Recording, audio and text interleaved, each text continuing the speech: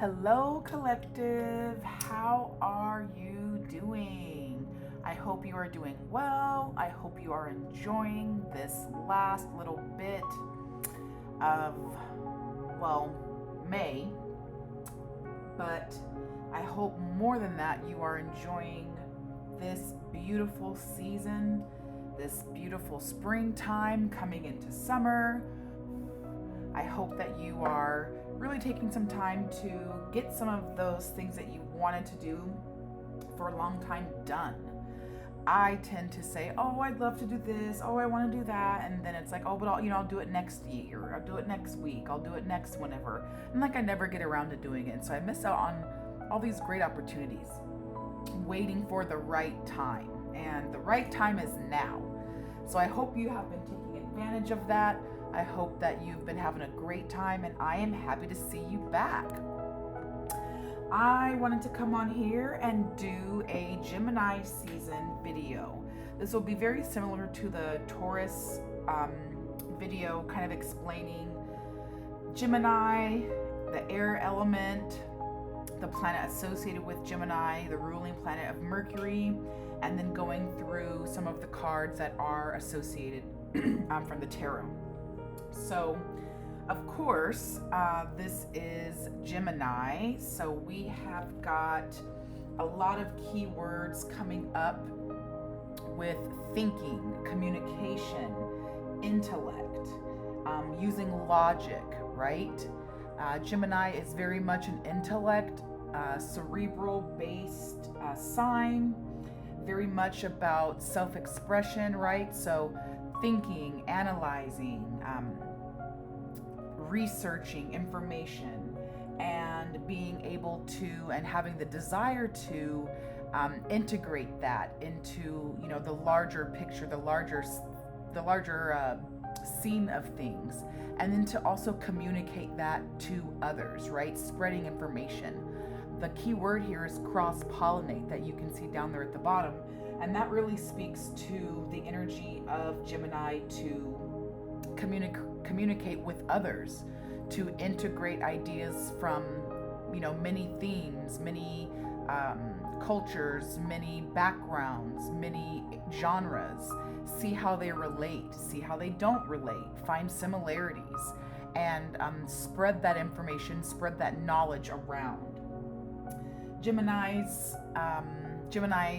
season, this zodiac is often seen as two-faced, right? Represented, of course, by the twins.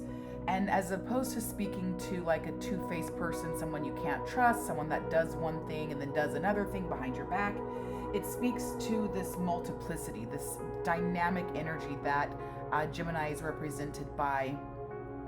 And it's more of an energy of being able to hold more than one idea at the same time, right? You can not like milk, but love eating ice cream, right? You can think that TV rots your brain, but still indulge in watching TV, right? That's that idea of duality, of the multiplicity. And it's just one of the complexities of, Gemini. And I know I told y'all before, my sun sign's a Gemini, so don't be hating on us, okay? We get so much hate, and I'm tired of it, all right? I'm tired of it. Stop hating on the Geminis. That's for all my Gemini people out there. What's up? And, part of that moving, a part of that duality, a part of that busy, kind of anxious energy, always going, always thinking, always talking, it's because Gemini is an air sign. Air sign is about movement. It's about, change. It is sky breath. It is life force.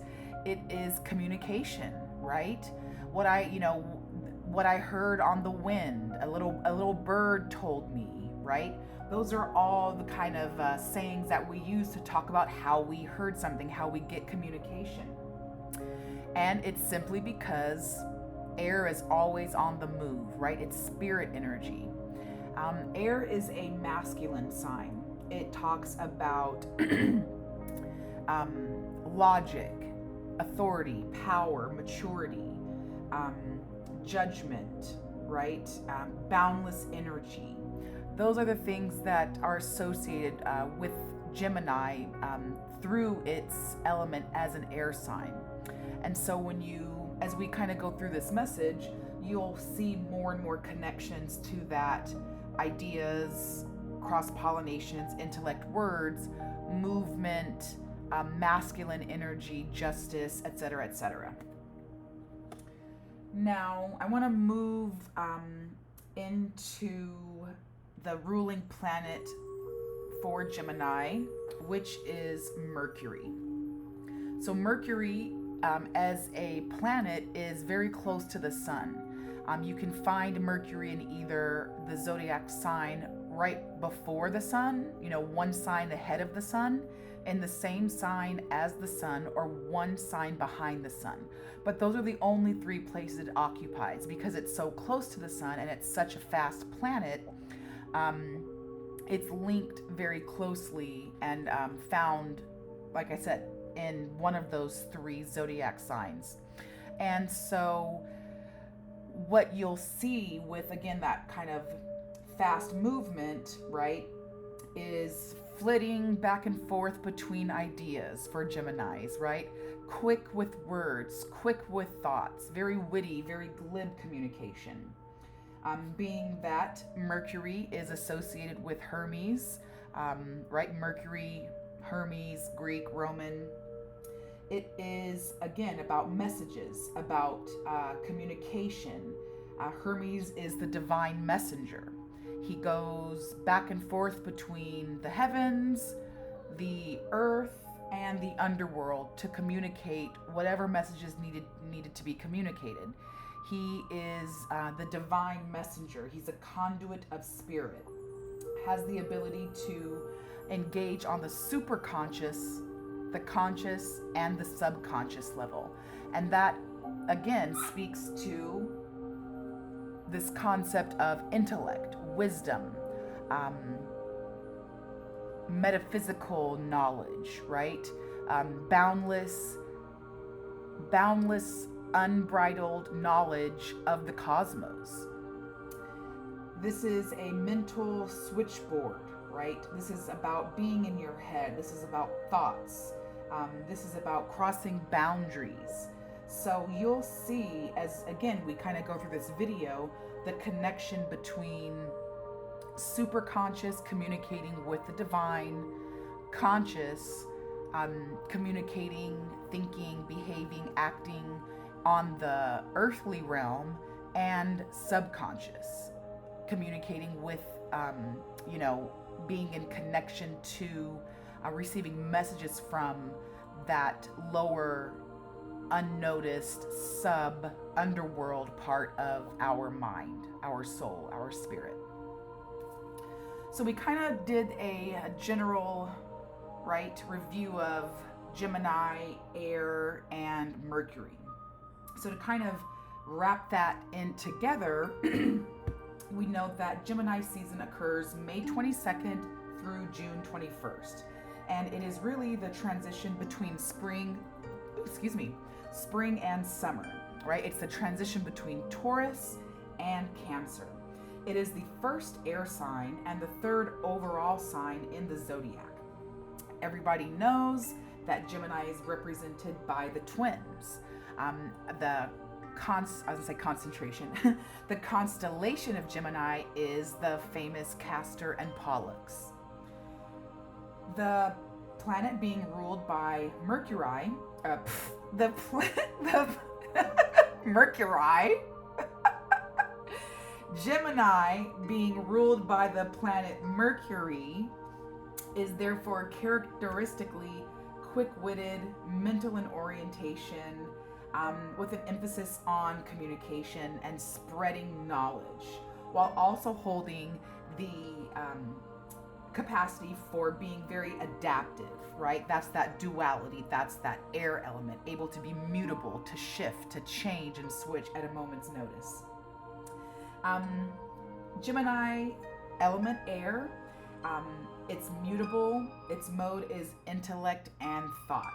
And as we go through the decans here, represented by the 8, 9, and 10 of swords, and we go through some of the major arcana cards, the lovers and the magician, you'll see those same themes, those same ideas represented in these explanations.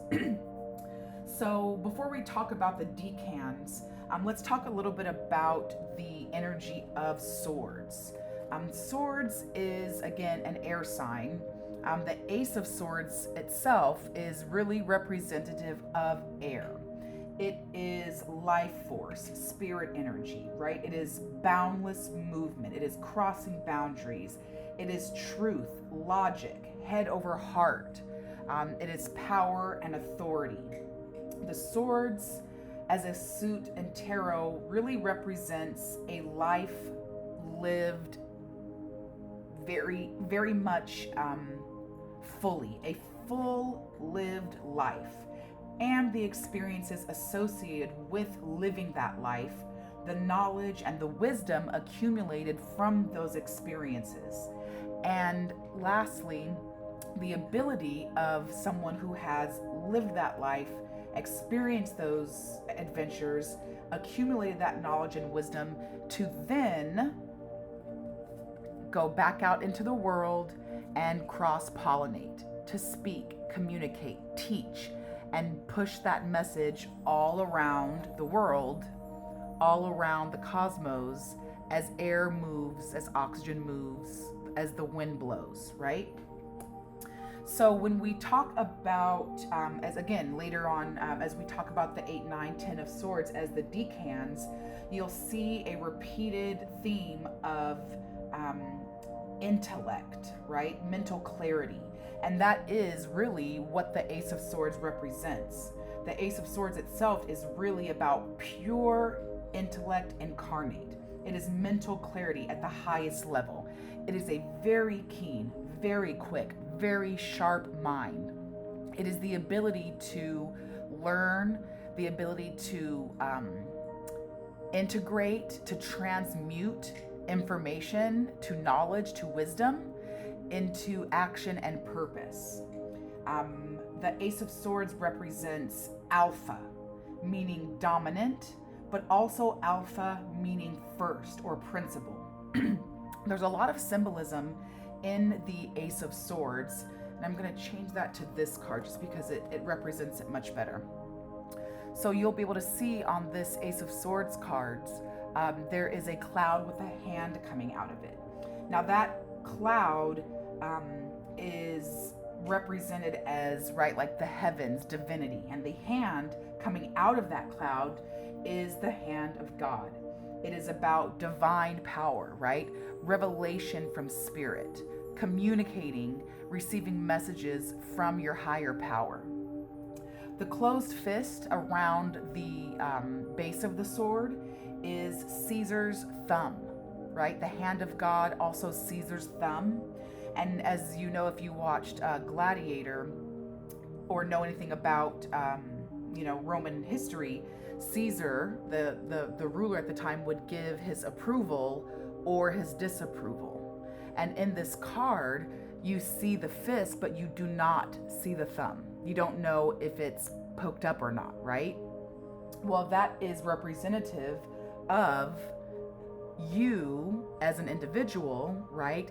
Doing the research on your own, right? We don't know if a particular event, situation, task, relationship, whatever it might be, is right for us. But when we do the research on our own, when we go out and we gather the information, we do the investigation, the revelation comes to us, right? And then we determine if this is up for approval or denial. So Caesar's thumb, the hand of God, really represents communicating with spirit, getting that information, and having that communication, that communing with the divine, and the answers to our questions being revealed to us. You'll also see that the hand is in an active grasp position, right? It's not held out passively for someone to maybe put something in your hand, maybe not. It is grasping what it's going after. So this is telling us, to take life, take advantage, right? Go after what it is you want. There's a crown on top of the sword there, and that is representative of royalty, of glory, of victory, right? There are the regular old peasants and plebs of the world, right, do not wear crowns. That is a sign of authority, of power, of status. You'll see on the left-hand side, that is an olive branch, representative of peace, of harmony. It's a calm energy. While on the right, that is a palm branch, akin to the palm branch that was waved around and held by people welcoming Jesus back to Jerusalem when he returned to Jerusalem on his donkey. This is really an energy, right? This is very connected again to the divine, an olive branch, peace. Noah released a dove off of the ark, and it came back with an olive branch, signifying that the flood was over and God had kept his promise. The palm branch, symbolizing immortality, right? The fact that Jesus lived, he died, he was raised from the dead, and is omnipresent, from here till the end of time. So the next thing that I want you to kind of look at are those 6 little kind of like leaves or flames down at the bottom right there. Those are considered to be either 6 flames or 6 yods. Yod is a particular character in the Hebrew language or written language. And that really represents the finger of God. A yod is the destiny. The yod is the world to come, right? It is what we are being pointed to. It is the highest manifestation of our talents, our soul, our purpose. It is the flame of spirit. It is the creative spark of the divine, right? It is completeness. Not completion, but completeness. Completion, speaks to getting a task, undertaking it, and closing it out. Whereas completeness is more of a holistic view, right?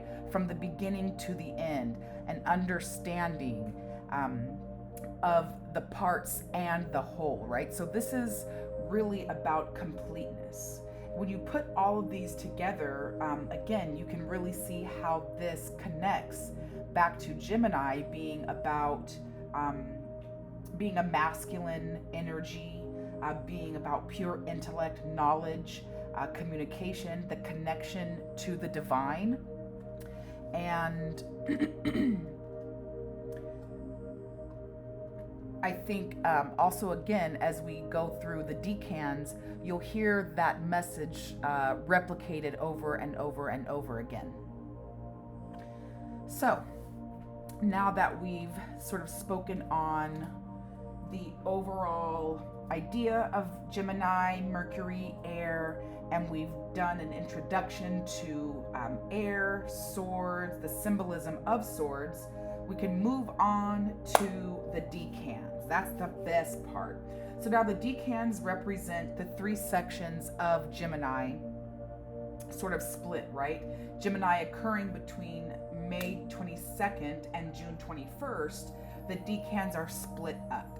The first decan is represented by the Ace of Swords. The 8 of Swords. This is the 8 of Swords.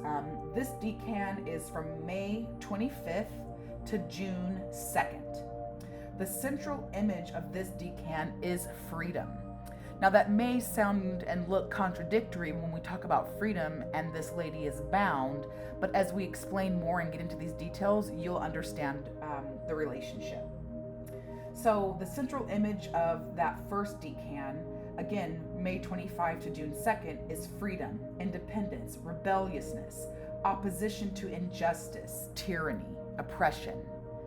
And the Eight of Swords shows us a woman who is restricted. She has no freedom, it seems, right? This is an energy of self-imposition, a self-imposed restriction. This is a victim mentality, entrapment, self-limitations. And that is in direct conflict with that central image of this decan. And it's because, again, as I mentioned before, these swords, right? This is about a life lived. Air is about a life lived. The experiences that we've gone through and the wisdom and knowledge and power that we've gained. So the swords represent sort of what we're fighting against as a Gemini. As Gemini energy is about freedom and independence, the swords tells us if we don't achieve that lesson of the decan, this is what we can expect. Being restricted, having no freedom, right?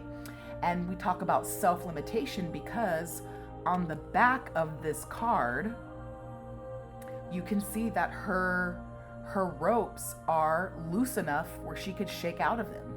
She could rub her arm up and down against that sword and become free. But she hasn't yet, for whatever reason. So this is very much represented, I think very, very well by a woman that seems to be bound, but truly isn't. Gemini, the first decan, speaking towards freedom, passing limitations, fighting against tyranny, speaks to the fact that if we are too closely tied up to a particular way of thinking, right, to a particular anything, that we can quickly become a prisoner of that way of thinking. And so stay open-minded, do your research, right? As characteristic of Gemini, be able and willing to change how you think, change how you feel, right? There's that energy of that duality once again. So the next decan is the second decan, June 3rd to June 10th. The central image of this decan, oh, it's kind of in the shade there. How about that? Yeah, there we go. That second decan is June 3rd to June 10th, with the central image being new language, forms of expression, both spoken expression and unspoken expression. So body language is also tied into this decan. There is really an energy of, language, communication, self-expression, and that communication and that expression being direct, right? Geminis, because they're not Gemini is not a very emotional sign. It's swords. This is logic, head over heart, right? This is control. This is judgment, law, order, control, status. So because there's a detachment from emotion, they can be very cutting with their words. They're very direct with what they have to say. It can come off very bold, very attacky. And that typically is not the energy or the desire of the Gemini or of the individual, but because that is the characteristic, right? Words, intellect, ideas. Either it's true or it's not. It's based on logic. It can come off kind of harsh.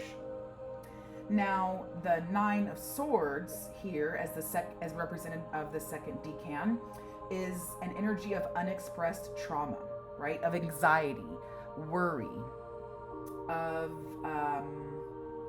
fear, right? Nightmares, a burden. You can see it best represented, I think, in this card here. He is, you can see, right? The swords are piercing his chest, neck, and head. He's up, his face is covered, right? This is definite stress. This is often the card of that we would use to describe the dark night of the soul. It's very much about anguish, things left unspoken. And this is, again, in contrast to the central image of the second decan being new language and forms of expression. The lesson here is that you can be bound from speaking your thoughts, right? If you look closely at this window and this card, the swords are closing off access to this window, right? She's trapped. She's got her hands kind of cross her chest, signifying, again, a type of restriction. In this card here, you can see that the swords are right there in front of him, kind of creating a barrier, right? He can't necessarily get up and walk through those. On the back of this card, again, you see them blocking access to that window. So these unspoken ideas, these unspoken thoughts, the inability to express yourself, a self-imposed restriction on expressing your thoughts, right, will keep you bound, will keep you tied up. A lot of Geminis have to do work on their throat chakra because they have so much to say, they have so much to communicate, but for whatever reason, whether they don't want to, hurt someone's feelings or, a variety of reasons, we don't say what we want to say. We then impose a restriction on ourselves. And that results many, many times in, again, Geminis, but, people in general, having to do a lot of work on their throat chakra. Next is the Ten of Swords. This is an energy, this is the decan that goes from June 11 to June 18. So June 11 to June 18, this is the end of Gemini season. Also, the Ten of Swords, the end of the swords, before we get into the face and the face cards. The central image here is the Seeker. This decan central image, the Seeker, is really about cutting loose from the restrictions of society, right? Becoming your own person, being authentic, cutting loose from imposed limitations, right? The Eight of Swords is about self-imposed limitations, while the Ten of Swords is about impositions on you from an outside source. This is an energy of fearless exploration, right? Like the air sign, always moving, always blowing, going from place to place. It's represented here in the third decan, learning through experience and having an adventurous drive, right? Wanting to try all the new things, wanting to learn the new languages, wanting to travel around the world and experience the cultures, right? This is transcending. This is an energy of transcendence, specifically transcending the physical to get to the metaphysical. And in the Ten of Swords, there's this duality, this contradiction then of this painful ending, right? Deep wounds, feeling, kind of limited, right? Feeling extinguished, failure, right? Rock bottom. This is crisis, backstab, betrayal. And if we compare that to, right, the Ten of Swords to the central image of the Seeker, if you remember when I was talking about air and swords as a unit, right, this is a life lived. And if we live life, there's going to be some failures. We are going to come across, right, some difficult times. And as we see here, this individual has been stabbed, right? 10 swords in. And that's what happens when you live a life, right? You go through life, you can't avoid being hurt.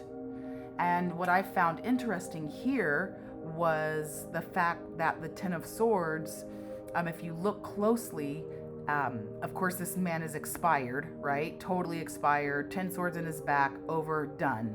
But that light looks almost like his soul rising, doesn't it? I interpret that as, again, that transcendence. This person has lived their life from the Ace of Swords, right?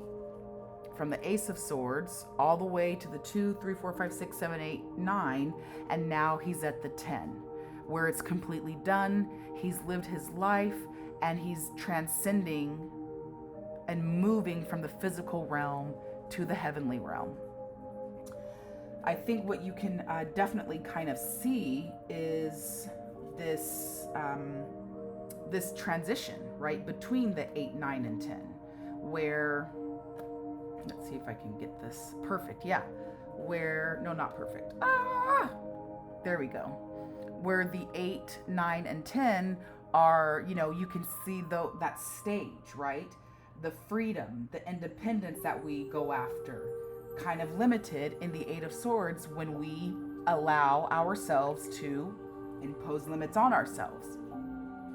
On the second decan, the 9 of Swords, right, being the central image of language, expression, but being bound by not saying what's on our heart, being bound and restricted from jumping out that window, right, letting the words leave our throat and exit our mouth so that ideas can be expressed and communicated. And then lastly, here on the 10 of Swords, with the central image being the seeker, someone who wants to experience life, learn through adventurers, have a life of fearless exploration, but coming to the end of that life all battered and bruised. So you can kind of see how there's this duality that's represented in the 10 of Swords, expressed in the 10 of Swords, with the Swords suit and the air sign being, again, masculine energy, taking charge, living life, doing things, right? That active energy. You can see that represented in Gemini, in Swords, and this month represented in the trials, the tribulations, the challenges that you may be experiencing. I did have the Magician and the Lovers to go over, but I think I'm going to set that up and save that for a different video, because there are a lot of deeper underlying messages. There's some symbology that I kind of want to go over here, and I don't want to make this video too long, so I will return back with a part 2.